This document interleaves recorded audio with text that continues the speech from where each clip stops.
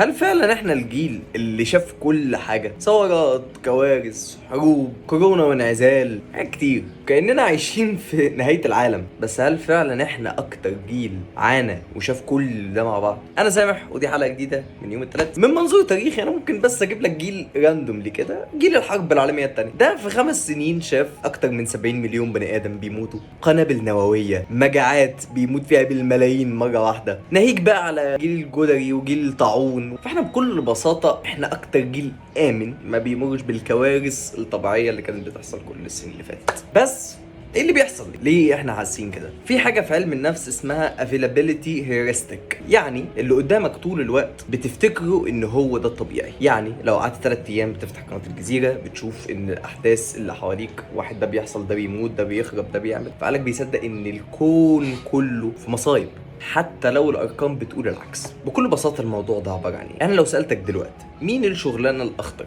اللي انت ممكن تتعرض فيها للموت؟ الشخص اللي بيقطع الاشجار ولا ضابط الشرطه؟ بكل بساطه انت في احتمال كبير قوي ان انت تقول ضابط الشرطه، علشان اللي حواليك واللي انت شايفه حوادث اللي احنا بنشوفها كحروب وكده، ان الضباط بيموتوا اكتر، مع ان احصائيا قطع الاشجار هو اللي بيموت اكتر. بس الفرق ان احنا مش بنشوف او مش بنعرف الاخبار دي. فبكل بساطه مش معنى ان انت بتشوف مصايب كتير بتحصل في العالم كل يوم ده معناه ان العالم كله عايش في جحيم. هو بكل بساطه عقلك بيختار اللي هو شافه او اللي بيتعرض له وبيروح مطبقه على كل اللي بيحصل. فهل فعلا احنا الجيل اللي عانى اكتر؟ لا، بس احنا الجيل اللي بيشوف اكتر، فصدق ان هو اكتر جيل بيعاني.